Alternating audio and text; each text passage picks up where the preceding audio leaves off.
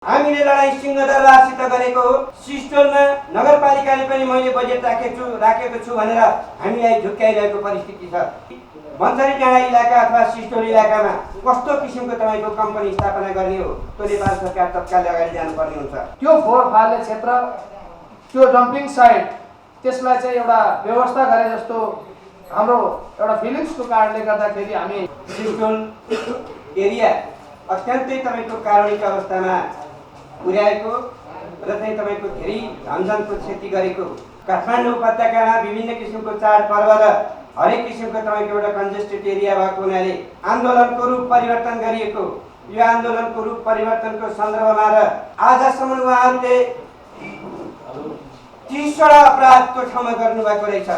Got to my click or share what I want.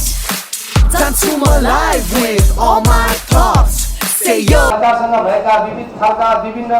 प्रारूपमा विभिन्न चरणमा भएका स्टेप वाइज निर्णयहरू पश्चात हाम्रा आन्दोलनका रणनीतिहरू पनि चेन्ज हुने गरेका छन्। हामी नेपाल सरकारसँग एउटा सहयात्राकै क्रममा नेपाल सरकारलाई हामी सहयोग गर्ने किसिमबाटै एउटा हामी आन्दोलन गर्दै गर्दा त्यहाँका सरकार र त्यहाँका जनता बीचको एउटा मतभेद के खालमा रह्यो भने नेपाल सरकार विशेष गरी केन्द्रीय राजधानीले त्यो फोहोर फाल्ने क्षेत्र, त्यो डम्पिङ साइट, त्यसलाई चाहिँ एउटा व्यवस्था गरे जस्तो हाम्रो एउटा फिलिङ्सको कारणले गर्दाखेरि हामी बाध्य भएर हामी आन्दोलनमा उत्रिनु परेको थियो। त्यही सन्दर्भमा लिएर 2078 साल फागुन महिनाको 26 गते नेपाल सरकार मन्त्री परिषदले एउटा निर्णय गरेको थियो। त्यही निर्णयलाई चाहिँ नेपाल सरकारले कार्यान्वयनका लागि व्यवस्था गरेका कारण, जुन व्यवस्थाको कारण हामी पुनः आन्दोलनमा उत्रिनु परेको थियो, त्यही आन्दोलनको क्रममा नेपाल सरकार शहरी विकास मन्त्रालयमा एउटा निर्णय पनि भएको थियो। त्यही कार्यान्वयनको दबावको निमित्त त्यसको लागि एउटा विडम्बना भनौँ, एउटा सङ्घर्षमा नउत्रिकन, दबाव नदिकन र नेपाल सरकार समक्ष एउटा विद्रोह खालको चाहिँ स्वभाव हामीले चाहिँ एउटा नदिकन चाहिँ नेपाल सरकारले नतेर्ने एउटा परिप्रेक्ष्य नै बनिसकेको छ नेपालको सन्दर्भमा। त्यही सन्दर्भलाई लिएर हामीले भदौ 1 गतेदेखि पुनः डम्पिङ साइट एउटा बन्द गर्ने भन्ने एउटा निर्णय गरेका थियौँ। त्यही विषयको लिएर गएर हाम्रो सरकार समितिको तर्फबाट विभिन्न स्थानमा पत्राचार पनि भएको थियो र त्यसै अगावै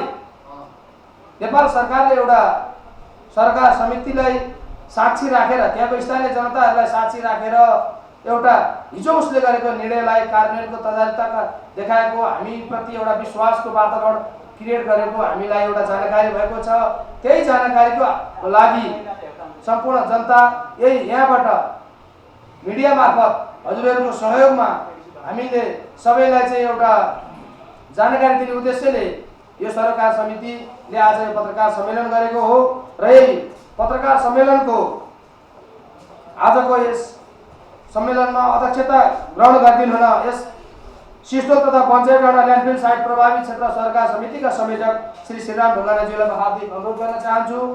यसै गरी सहसंयोजक श्री शरद उप्रेती हुनुहुन्छ, उहाँलाई पनि आसन ग्रहण गरिदिनु अनुरोध गर्न चाहन्छु। यसै गरी धुलीबेसी नगरपालिका स्थानीयवासीको तर्फबाट मनोज तामाङजी हुनुहुन्छ, उहाँलाई पनि आसन ग्रहण गरिदिनु अनुरोध गर्दछु। र यसै गरी ककनी युथ क्लबका अध्यक्ष एवं ककनी गाउँपालिका वडा नम्बर 3 का स्थानीय युवा दिपेश ढुङ्गानालाई पनि यस मञ्चमा दिदीको आसन ग्रहण गरिदिनु अनुरोध गर्दै यो पत्रकार सम्मेलनको विषयमा के हो र के निर्णय भयो र हाम्रो रणनीति के हो विषयमा जानकारी गराइदिनु हुन संयोजक श्री श्रीराम ढुङ्गानाज्यूलाई हार्दिक अनुरोध गर्न चाहन्छु। अप्रत्याशित रूपमा यसै गरी सञ्चार माध्यमबाट काठमाडौँ उपत्यकाको फोहोर मैलाको दिगो समाधान र प्रभावित क्षेत्रका जनताको जीवदान रक्षाका सवालका बारेमा नेपाल सरकारले विगत धेरै लामो कालदेखि सिस्टोल एरिया अत्यन्तै तपाईको कारुणिक अवस्थामा पुर्याएको र चाहिँ तपाईको धेरै धनजनको क्षति गरेको र अहिले बन्सरी डाँडा ल्यान्डफिल साइटमा पनि फोहोर मैला व्यवस्थापन गर्ने क्रममा त्यही सिस्टोलकै अनुसरण कार्य गरेको हुनाले वास्तविक रूपमा विगतका निर्णय सल्लाह र सहमतिहरू नेपाल सरकारले अक्षर पालना नगरेको कारणले अब हामी यही भाद्र 1 गतेबाट लगभग बन्सरे डाँडा ल्यान्डफिल साइट सदाकालका लागि बन्द गर्ने सम्मको निर्णयमा हामी पुगेको हुनाले यो कुरो नेपाल सरकार मन्त्री परिषददेखि लिएर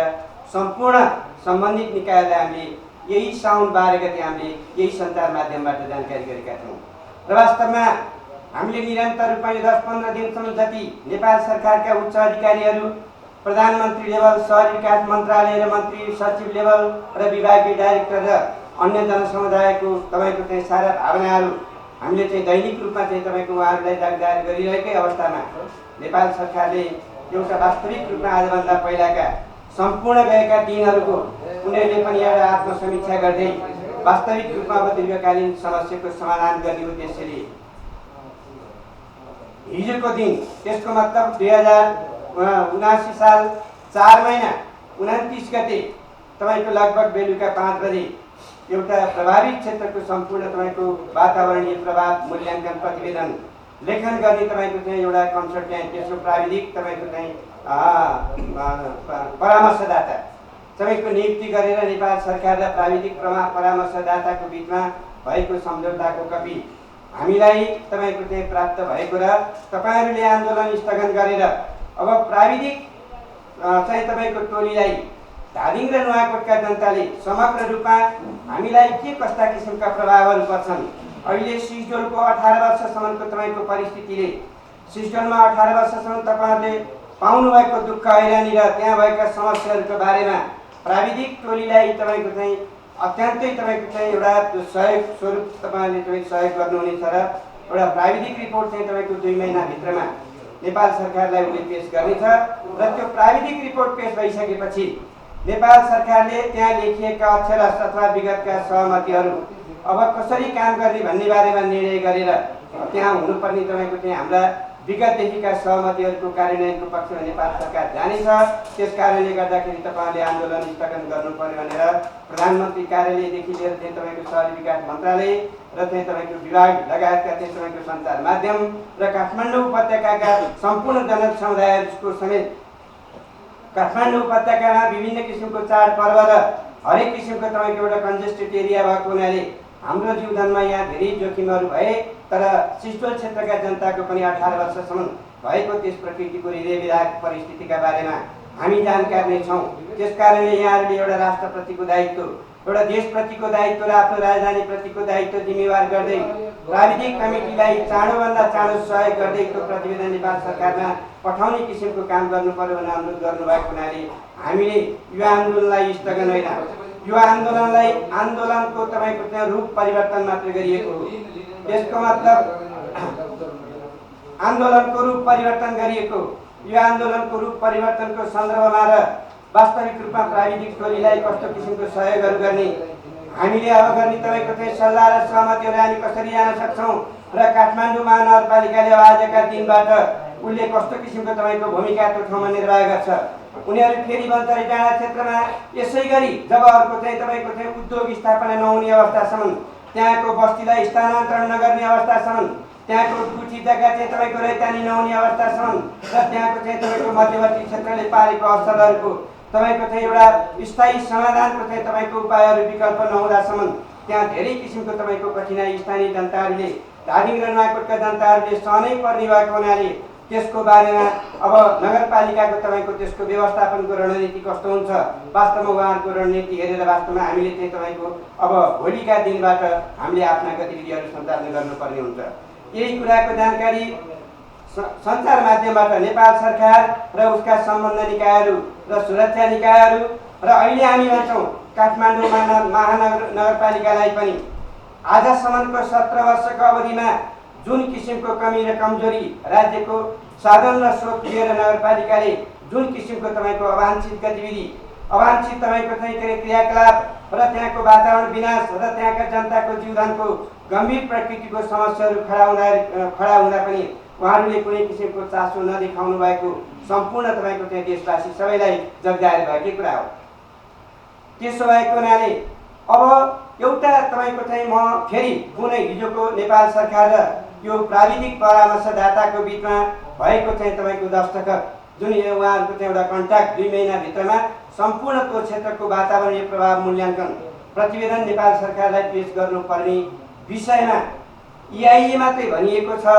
यसभित्र हामीले त्यत्रा मागहरू उठायौँ, तपाईहरु त्यत्रो समयसम्म लड्नुभयो र तपाईहरुको आग्रहमा हामी पनि लड्यौँ। त्यसकारणले गर्दाखेरि यहाँ खासै कुराहरू खुलेको पाइएन भन्ने किसिमको ढङ्गले आदरणीय जनसमुदायबाट तपाईको जिज्ञासा राख्नु भएको हुनाले यसमा मैले बुझेसम्म र मलाई प्राविधिक र चाहिँ तपाईको नेपाल सरकारका केही अधिकारीहरूले बुझाएसम्म र यहाँहरू पनि एउटा विज्ञ नै हुनुहुन्छ, यहाँहरू पनि एउटा अध्ययनरत उच्च शिक्षा हासिल गर्नुभएका धेरै साथीहरू हुनुहुन्छ। त्यसकारणले गर्दाखेरि हामीले बुझेको कुरो के हो भने EIA भित्र विगतमा पनि तपाईको सिस्टोलको EIA भएको थियो र चाहिँ बन्चरे डाँडा ल्यान्डफिल साइटको पनि EIA भएको थियो। त्यो EIA मा सिस्टोलमा पनि त्यही किसिमको एक प्रकारको सानोतिनो विवादका कारणले धादिङ जिल्लापट्टिको तपाईको धेरै ठुलो भूभाग त्यो EIA मा समावेश गरिएको थिएन र बन्चरे डाँडामा पनि तपाईको EIA हुने टाइममा हरेक किसिमका चाहिँ तपाईको गतिविधिहरू EIA नै हुन नदिनेदेखि लिएर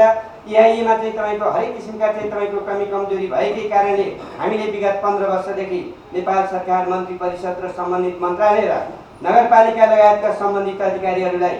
पुनः EIA पुनर्लेखन गरेर थप तपाईको चाहिँ समय साक्षे थप तपाईको चाहिँ समस्या क्रिएट सिस्टोलले गराएको तपाईको अनुभूति र चाहिँ तपाईको चाहिँ एउटा अनुभवका आधारबाट थप EIA गरेर थप तपाईको चाहिँ जग्गा प्राप्तिदेखि लिएर त्यहाँको गुठी जग्गादेखि लिएर त्यहाँको वातावरण विनाशदेखि लिएर त्यहाँको नदी पल्युसनका कुरादेखि लिएर त्यहाँको कृषि उद्योगको कुरादेखि लिएर त्यहाँको चाहिँ पशु पन्छी तपाईको उद्योगको कुरादेखि लिएर यी सबै प्रकारका छाडा जङ्गली जनावरले गर्ने चाहिँ तपाईको चाहिँ असरदेखि लिएर कोल्पु खोला आधार क्षेत्रको चाहिँ तपाईको जलचरका कुरादेखि र त्यसले चाहिँ तपाईको पारेका सम्पूर्ण असरको बारेमा अध्ययन गरेर त्यसको चाहिँ तपाईको दिगो समाधानको पक्षमा नेपाल सरकार जाँदैन भने वास्तविक रूपमा बन्चरे डाँडा चाहिँ तपाईको क्षेत्रमा अब स्थायी रूपमा डम्पिङ साइटको विकास वा उद्योग हुन सक्दैन भन्ने बारेमा हामीले ठुलै ट्रेड त्यहाँको जनताले गर्नुभएको थियो र आन्दोलन चलाइरहनु भएको थियो। त्यही फलस्वरूप अहिले बाध्यात्मक परिस्थितिले नेपाल सरकारले गत फागुन तपाईहरुकै आन्दोलनबाट तपाईहरुको आन्दोलनबाट फागुन 26 गते प्रधानमन्त्री तथा मन्त्री परिषदको कार्यालयले बन्चरे डाँडा सिस्टोल प्रभावित क्षेत्रका जनताको जीवधाम रक्षाका सन्दर्भमा उसले 6 वटा निर्णयहरू गरेको छ। जुन निर्णयमा स्थानीय जनता फोहोर मैलाको नजिकमा कुनै पनि तपाईको नागरिकको बस्ती र उनीहरूका गतिविधिहरू उनीहरूका सम्पत्तिहरू राख्दाखेरि त्यो जघन्य प्रकारको अपराध हुने र त्यहाँ सम्भावना नहुने भएको हुनाले त्यो कुरो हट्नुपर्छ र जग्गा प्राप्ति सम्बन्धी निर्णय गर्ने भनेर चाहिँ मन्त्री परिषदको निर्णय आएको छ। र त्योभन्दा पछाडिका अन्य कुराहरू त्यही EIA सम्पूर्ण कुराहरू तपाईको समेटेर आउनुपर्ने हुन्छ र त्यही कुराको आधारमा हिजो हामीलाई प्राइभेट गर्ने भन्नुभएको छ। त्यसभित्र वायु प्रदूषणका कुराहरू, जग्गा प्राप्त गर्ने कुराहरू, जग्गा प्राप्त गर्नु नपर्ने तपाईको चाहिँ दोस्रो स्तरमा चाहिँ पर्ने चाहिँ तपाईको प्रभावित क्षेत्रका चाहिँ तपाईको सन्दर्भमा र तपाईको गुठी जग्गाका सन्दर्भमा मध्यवर्ती क्षेत्रले अहिलेभन्दा 50औं वर्ष पहिलादेखि चाहिँ तपाईको असर पुर्याइरहेको पक्ष त्यहाँको जीवजन्तु खतरामा जतिकै पनि परेको अवस्थाहरू त्यो सबै कुरालाई समेटेर हरेक तपाईको प्याराग्राफहरू तपाईको बुँदाहरू बनाएर कार्यान्वयनको तपाईको दीर्घकालीन चाहिँ तपाईको योजनाहरू बनाएर नेपाल सरकारलाई हामी पेश गर्छौं भनेर भन्नुभएको र उहाँले नेपाल सरकारको एउटा चाहिँ तपाईको निकायसित सम्झौता गरेर 2 महिनाभित्र प्रतिवेदन पेश गर्ने उहाँले प्रतिबद्धता जाहेर गर्नुभएको छ। त्यसो भएको हुनाले अब त्यहाँ हाम्रा चाहिँ तपाईको त्यहाँका इच्छा आकांक्षाहरू, हाम्रा समस्याहरू र उपत्यकाको समस्याहरू सम्पूर्ण रूपमा तपाईको एउटा दिगो विकास हुनुपर्छ भन्ने हाम्रो पहिलादेखिको तपाईको उद्देश्य हो। त्यहाँको जनताहरूले पहिलादेखि नै तपाईको उपत्यकाको विकास र आफ्नो क्षेत्रको विकास र हाम्रो चाहिँ जीवधाम रक्षाका बारेमा वास्तवमा उठाउँदै आएका कुराहरू नेपाल सरकारले 15 वर्षसम्म काठमाडौँ महानगरपालिकाको तपाईको लापरवाहीपूर्ण ढङ्गले चाहिँ भएका चाहिँ तपाईको ज्यानधनका चाहिँ तपाईको चाहिँ नोक्सानीहरू त्यो ठाउँमा चाहिँ हुनहार युवाहरूको, हुनहार बच्चाहरूको तपाईको 15-16 जना व्यक्तिहरूको चाहिँ तपाईको चाहिँ जानाजान फोहोर मैला बोक्ने गाडीहरूले चाहिँ तपाईको व्यक्ति हत्या गरेका चाहिँ तपाईँको सवालका कुराहरू, नदी पल्युसन गरेका कुराहरू र विकासका कुराहरू कुनै पनि कुराहरूको एउटा दिगो समाधान नभएको हुनाले हामीले उठाइएको आन्दोलनमा हिजोबाट नेपाल सरकारले एउटा प्राविधिक रिपोर्ट प्राप्त गरेर त्यही रिपोर्टका आधारबाट त्यो रिपोर्टलाई भनिन्छ एउटा लामो अवधिको प्रोजेक्टको एउटा त्यो संविधान जस्तै हो, त्यो विधान जस्तै हो। त्यसले चाहिँ तपाईको भावी रणनीति तपाईको तयार गर्ने रहेछ र चाहिँ त्यही आधारबाट चाहिँ कहाँ जग्गा चाहिँ तपाईँको कति प्राप्त गर्ने, कति जुटकुची जग्गा छन्, कति चाहिँ तपाईँको अन्य जग्गाहरू छन्, कति सरकारी जग्गाहरू छन्, त्यहाँको चाहिँ तपाईँको वायु प्रदूषणले पूर्व पश्चिम उत्तर दक्षिण कति तपाईँको प्रभावहरू पार्छ, छाडा जङ्गली जनावर चाहिँ तपाईँको त्यहाँ प्रवेश गर्ने तपाईँको वस्तुहरूले वरिपरिका वस्तुहरूमा कति टाढा छन्, त्यसको वासस्थान र चाहिँ त्यसले असरहरू कतिहरू पार्छ र यस्तै प्रकारका चाहिँ तपाईँको अन्य तपाईँको सूक्ष्म प्रकारले चाहिँ तपाईँको वायुबाट उडेर जाने तपाईँको चाहिँ एउटा कीटाणुहरूले कति असरहरू पार्छ र त्यसबाट निस्केर जाने तपाईँको लिकेजले कति तपाईँको एरियाहरूसँग प्रभाव पार्छ र त्यसबाट निस्कने तपाईँको गन्धहरूले मानव स्वास्थ्य लगायत तपाईँको वातावरणमा पानीमा तपाईँको चाहिँ विभिन्न किसिमको चाहिँ एउटा खाद्य पदार्थहरूमा खेती किसान र चाहिँ तपाईँको उद्योगहरूमा त्यसले कस्ता किसिमका तपाईँको प्रभावहरू पार्छन्। विगतमा नासले पनि ती प्रतिवेदनहरू बनाएको र अहिले पनि तपाईँको चाहिँ सम्पूर्ण रूपमा तथ्यगत रूप विस्तृत प्रतिवेदनहरू तयार गर्न नेपाल सरकार तपाईँको तयार भएर जब त्यो प्रतिवेदन तपाईँको आइसकेपछि उहाँहरूले चाहिँ तपाईँको मन्त्री परिषदबाट निर्णय गरेर हाम्रा ती मागहरू कहाँ तपाईँको कम्पनी राख्ने, कस्तो किसिमको तपाईँको चाहिँ फोहोर मैलाको उद्योग राख्ने अथवा जलान गृह राख्ने अथवा मल उत्पादन गृह राख्ने, त्यो कुराहरूको यो प्रतिवेदन आउनुभन्दा पहिला नै नेपाल सरकारले कुन किसिमको उद्योगको ठाउँमा स्थापना गर्ने हो त्यसको कन्सेप्टको लागि अब उहाँहरू अगाडि बढ्नुपर्ने हुन्छ। उहाँहरूले एउटा जिम्मेवारी हिजोबाट प्राविधिकलाई जिम्मा लगाउनु भयो भने भोलिदेखि मन्चरी डाँडा इलाका अथवा सिस्टोल इलाकामा कस्तो किसिमको तपाईँको कम्पनी स्थापना गर्ने हो त्यो नेपाल सरकार तत्काल अगाडि जानुपर्ने हुन्छ। र अन्य प्रकारका सवालहरूमा अब प्राविधिक रिपोर्ट नआएसम्म उहाँहरूले पनि तपाईँको आफ्ना गतिविधिहरू अगाडि बढाउन नसक्ने र अब हामीले पनि 2 महिनासम्म त्यो रिपोर्ट कसरी आउँछ, त्यो रिपोर्टले हाम्रा समस्याहरू सम्बोधन गर्छ कि गर्दैन, त्यहाँका आम जनताहरूका चाहिँ तपाईँको जीवन रक्षाका सवालहरू त्यो रिपोर्टले सम्बोधन गर्छ कि गर्दैन, त्यहाँको वातावरणको चाहिँ तपाईँको समग्र रूपमा अहिले परेको असरहरूको तपाईँको क्षेत्रगत रूपमा त्यो चाहिँ तपाईँको प्रतिवेदनले चाहिँ तपाईँको चाहिँ समेट्न सक्छ कि सक्दैन, वा यदि कतैबाट वा कहीँ कसैबाट कसैले षड्यन्त्रमूलक ढङ्गले फेरि यो वा त्यो वा हरेक किसिमको तपाईँको तानाबानाका रूपमा फेरि त्यसलाई खुम्चाउने काम गरियो भने, त्यसलाई नियन्त्रित गर्ने कामहरू गरियो भने त्यसले अध्ययन गरेका र अध्ययन चाहिँ तपाईँको प्राविधिक कुराहरू स्पष्ट रूपमा मुलुकका सामने आउनुपर्ने कुराहरू लुकाइएर लेख्ने कामहरू गरियो भने वास्तविक रूपमा त्यो दुःखदायी दुर्घटना हुनेछ र त्यो दुःखदायी परिस्थितिले फेरि मुलुकको राजधानी डुब्नेछ र हामी त यसै डुबेका छौँ, हामीलाई उसै तपाईँको मार्ने योजना बनाइएको छ। त्यस कारणले गर्दाखेरि नेपाल सरकारलाई आजैका दिनबाट हामीले यो आन्दोलन स्थगित गरेको होइन, हामीले आन्दोलनको रूप, यसको मतलब आन्दोलनको तपाईँको रूपरेखाहरू परिवर्तन गरेका छौँ। भोलिबाट सम्पूर्ण युवाहरूले यो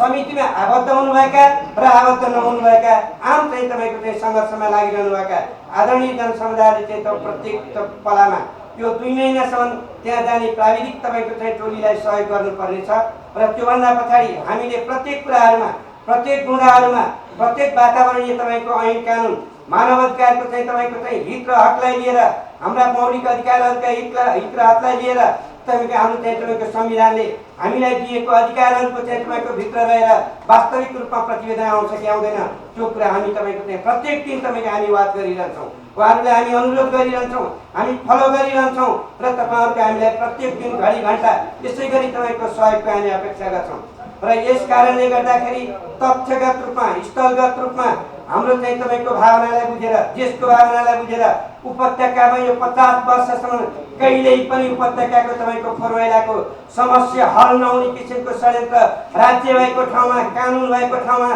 तपाईँको सैन्य र प्रहरी प्रशासन भएको ठाउँमा यस किसिमको दर्दनाक अवस्था सधैँभरि तपाईँको छेडेर खाने शक्तिका विरुद्धमा त्यो किसिमको तपाईँको रिपोर्ट आउनु जरुरी हुन्छ र त्यो धादिङ र नुवाकोटका ती लाखौँ जनताहरूको धनधन तपाईँको रक्षा हुने किसिमको तपाईँको रिपोर्ट आउनु जरुरी हुन्छ। त्यसो भएको हुनाले त्यो रिपोर्टको पछाडि हामीले चाहिँ तपाईँको हेरिरहने छौँ, अध्ययन गरिरहने छौँ, हामी पनि बुझिरहने छौँ र यहाँहरूले पनि हामीसित वा त्यहाँका जनताहरूसित वास्तविकमा त्यो कन्सल्टेन्टहरू पनि तपाईँको बुद्धिजीवीहरूसित, प्राविधिकहरूसित, तपाईँको मानव जीव विज्ञान शास्त्रीहरूसित, भूगोल शास्त्रीहरूसित, तपाईँको चाहिँ जलवायु परिवर्तन विज्ञहरूसित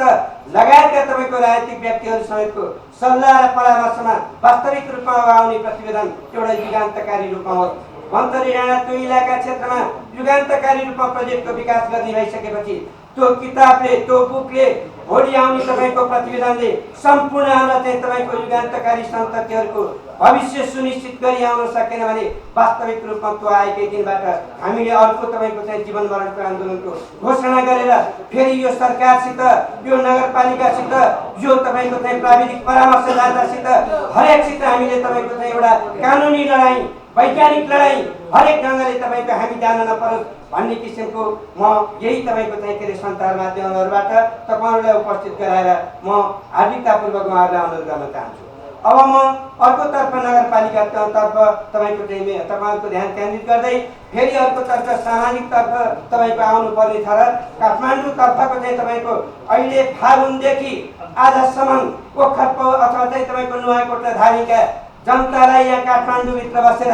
बुद्धिजीवी हौँ भनेर हरेक जान्ने हौँ भनेर पढे लेखेको हौँ भनेर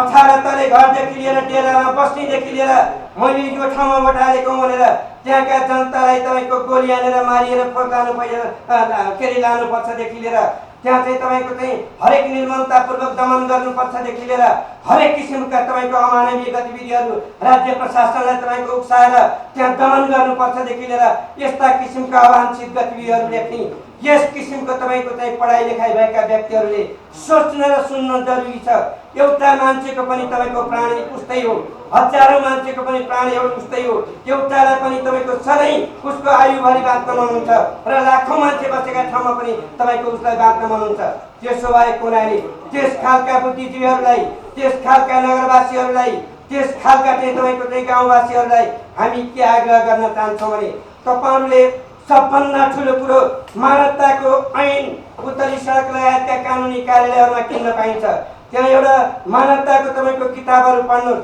धर्म र संस्कृतिको किताबहरू पढ्नुहोस्, वातावरणका किताबहरू बनेका छन् त्यसका किताबहरू पढ्नुहोस्, सहर र बस्तीहरूको चाहिँ तपाईँको संरक्षणका किताबहरू बनेका छन् त्यसका चाहिँ तपाईँको त्योहरू पढ्नुहोस् र हामीलाई गाली गर्नुहोस्, त्यहाँका जनताहरूलाई गाली गर्नुहोस् र अनि सैन्य बल र प्रहरी बलको इसारामा फोहोर मैला लगेर त्यहाँ निर्ममतापूर्वक तपाईँको चाहिँ सिध्याउँछु भन्ने किसिमको कुरा गर्नुहोस्। त्यस कारणले होइन भने हामी सबैले देश एउटा हो, ठाउँ एउटा हो, सहर एउटा हो, राजधानी एउटा हो। त्यस कारणले गर्दाखेरि उपत्यका होइन देशको निकासको पक्षमा हामी त्यहाँका जनताहरू छौँ र हाम्रो क्षेत्रको दिगो विकासका पक्षमा र चाहिँ त्यहाँ दिगो तपाईँको हाम्रो धन सम्पत्ति रक्षाका सवालमा हामी छौँ। र अब नगरपालिकाले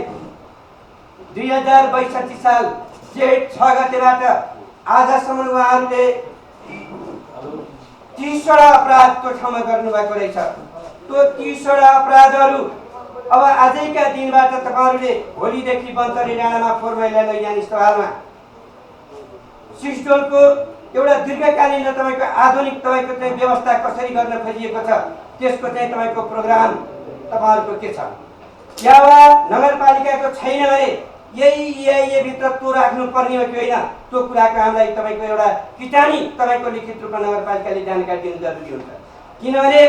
सिस्टोलमा नगरपालिकाले पनि मैले बजेट राखेको छु भनेर हामीलाई झुक्काइरहेको परिस्थिति छ र शहरी विकास मन्त्रालयले पनि सिस्टोललाई एउटा आधुनिक त्यस्तो किसिमको दुर्दशायुक्त ठाउँलाई चाहिँ हामी आधुनिक तपाईँको एउटा पिकनिक स्पोटको रूपमा एउटा पर्यटकीय आन्तरिक पर्यटकीय बोर्डको रूपमा चाहिँ विकास गर्ने भनेर उहाँले पनि बजेट राखेको भन्ने किसिमको कुराहरू त्यहाँका अधिकारीहरूबाट आएको छ। त्यस कारणले गर्दाखेरि त्यसको जिम्मेवारी कसले लिने हो? त्यसको जिम्मेवारी नगरपालिकाले लिने भए पनि अहिले नै तपाईँको कागजी रूपमा नेपाल सरकारलाई जानकारी गरेर हामीलाई जानकारी गर्नु पर्यो। होइन नगरपालिकाले नगर्ने हो भने अब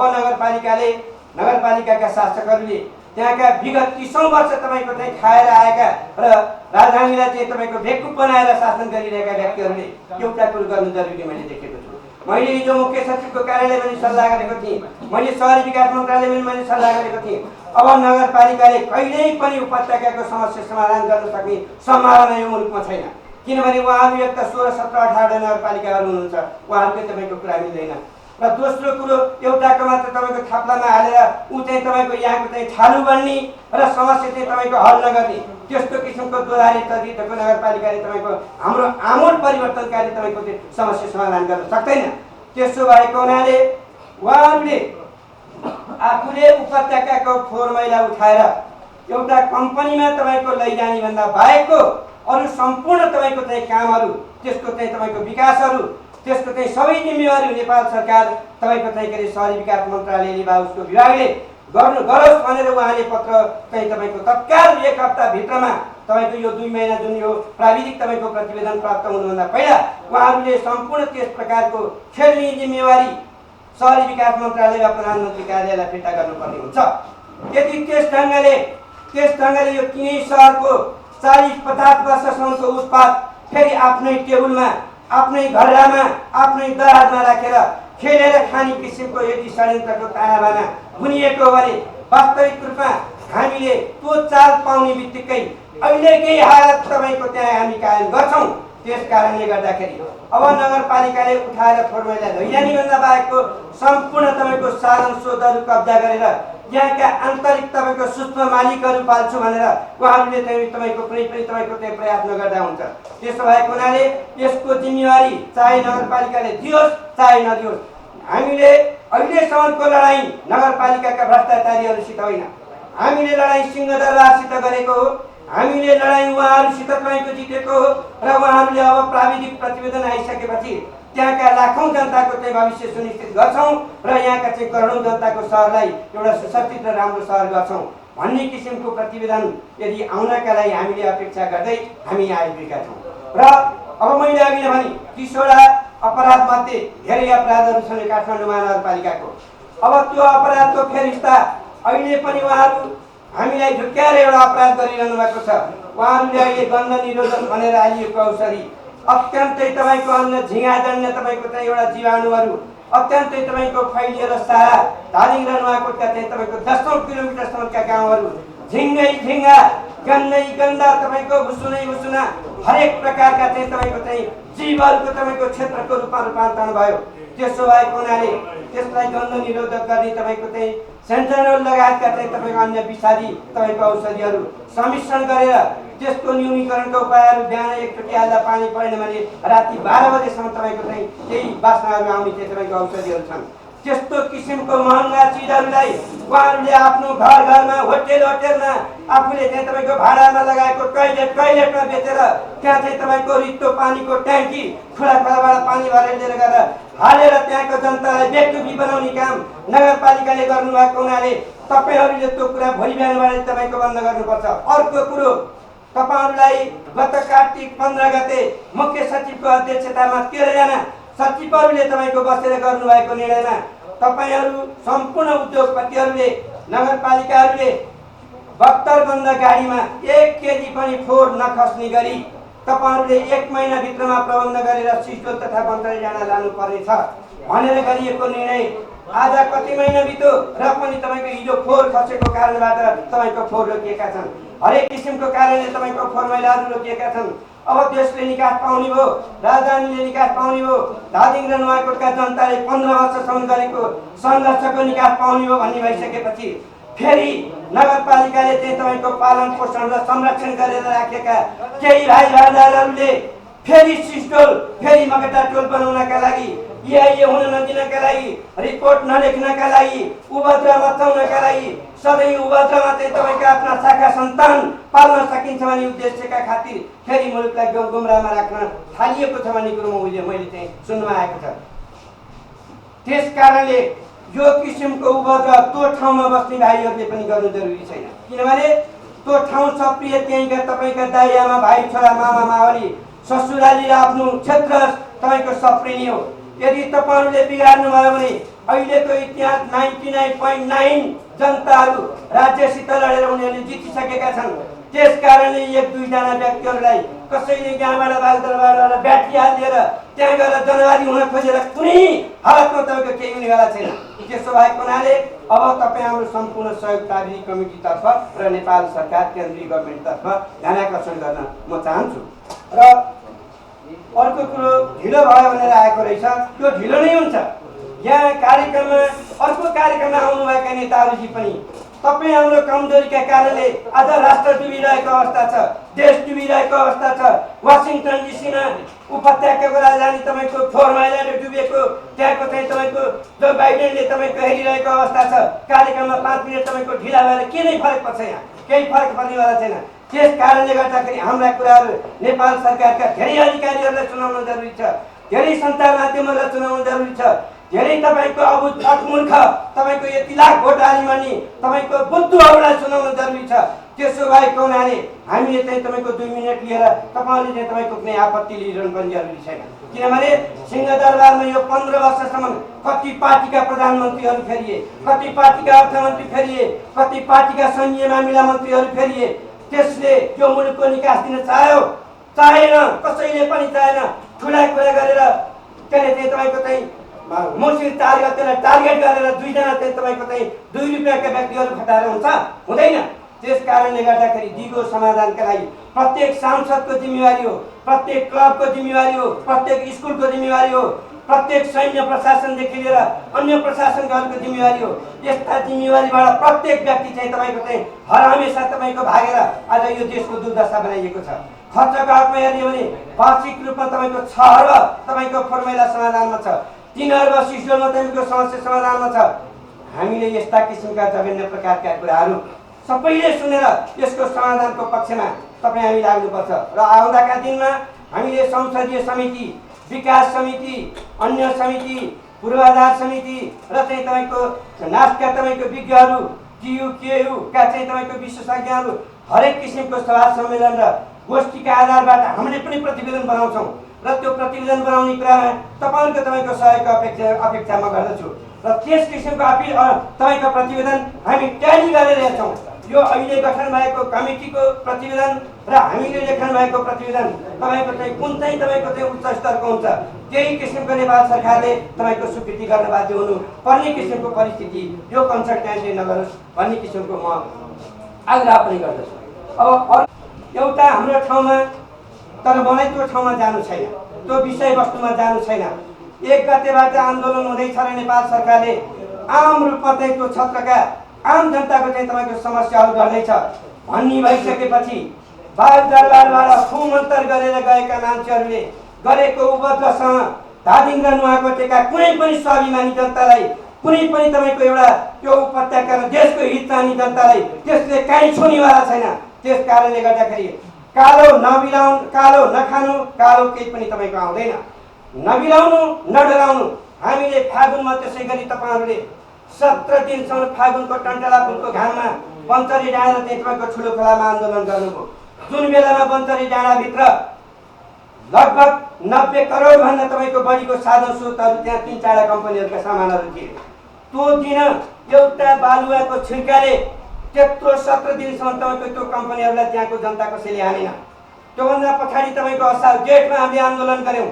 मध्यरातदेखि लिएर तपाईँको आन्दोलन गर्नु पर्यो। त्यो अवस्थामा कसैको तपाईँको कुनै क्षति भएन। अहिले कसरी भयो? यदि नगरपालिका त्यसमा संलग्न छैन भने त्यसमा राजनीतिक दलका मान्छेहरूले घुसपेट गरेर फेरि तपाईँको त्यो क्षेत्रका जनतालाई फेरि मकटाटोल र सिस्टोल बनाउन तपाईँको चाहिँ उनीहरू उद्देश्य छैनन् भने कुनै पनि व्यक्तिलाई पेशेवर रूपमा तपाईँको परिचालन गर्नु पनि जरुरी छैन। यो देशको समस्या हो, हाम्रो क्षेत्रको समस्या हो। सम्पूर्ण व्यक्ति एक भएर लागि लाग्छ, नत्र भने तपाईँको पानीले तपाईँको मुलालाई किनारा लगाइदिन्छ। त्यस कारणले कुनै पनि भाइ त्यहाँबाट भावनात्मक रूपमा जनताबाट किनारा लाग्नु जरुरी छैन। त्यसो भएको हुनाले अब सम्पूर्ण रूपमा यो प्राविधिक कमिटीलाई चाहिँ तपाईँको सहयोग गर्दै प्राविधिक कमिटीको चाहिँ तपाईँको रिपोर्ट